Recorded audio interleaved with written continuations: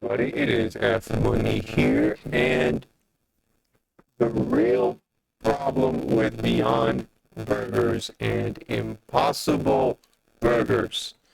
Okay, now I love Beyond Burgers, I love Impossible Burgers, but there's a real problem, and no, it doesn't have to involve with chemical processing and whatever you're thinking. There's one real problem, and it's the same exact problemo that we have with regular burgers. Same exact problem, and that is, drum roll, please, fat.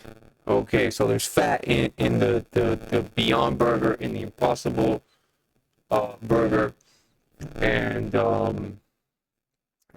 that's the real problem. There's 13 grams of fat in the Impossible Burger, and there's like 19 grams of fat in the Beyond Burger.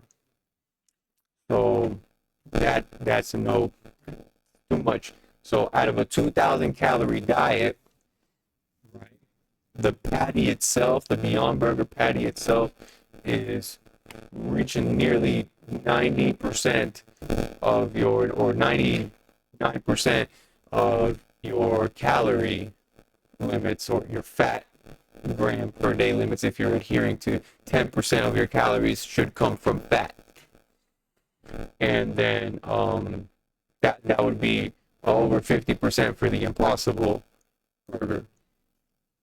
That's a problem. That's a problem because burgers, I checked the other day, the lean beef and not lean beef, and they're all like near 1-to-1 ratio when it comes to fat to protein. So if that thing says 20 grams of protein, you probably got at least 15 to 20 grams of fat. And for the leanest cuts of meat, of beef, ground beef, I saw like 7 grams, 8 grams of fat, and like 18 grams of protein, which is pretty good, but it's still too much fat.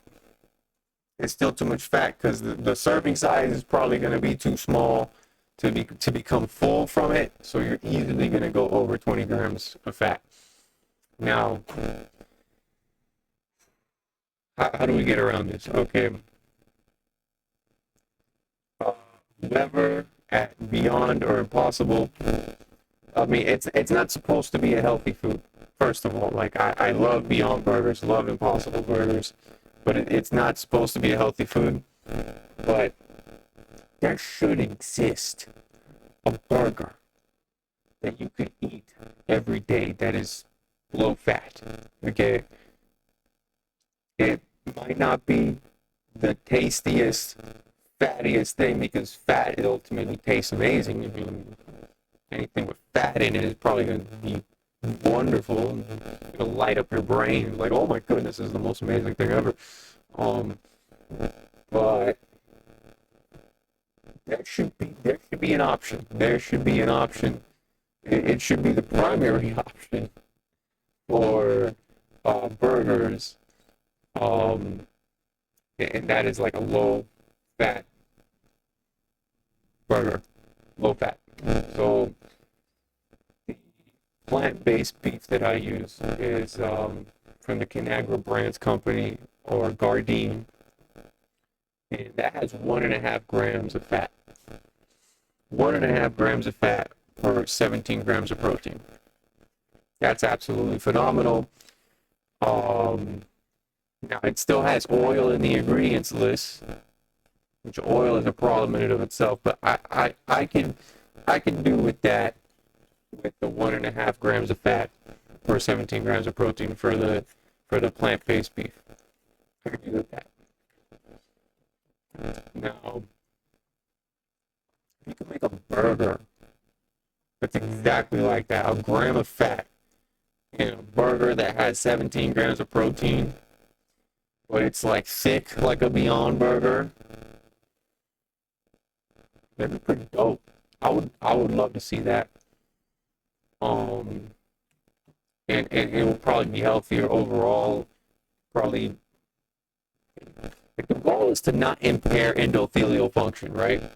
if you want to eat it every single day and not cause a disease crisis in your consumers. Um, yeah. So that's the real problem with Impossible and Beyond burgers. It's the fat. It's the fat. Have a wonderful day. I made rap songs, so if you want to check out my rap songs, please check out my main artist channel, F Money. And hope you learned something. Hope you have a wonderful day. Thank you. And leave comments. Leave comments down below. Leave comments about how much you love meat and burgers. I know I do too. I mean, if somebody dangles the Arch burger, I would eat it, unlike the CEO. So and I have a video of me eating the Arch burger. If you don't believe me, you think I'm some sort of vegan hippie. I kind of was at one point, but I'm mainly going at this from a, hey, fat's gonna kill you like smoking cigarettes do. So if you don't smoke cigarettes, then you do whatever you want. I'm just letting you know, fat bad, fat no bueno.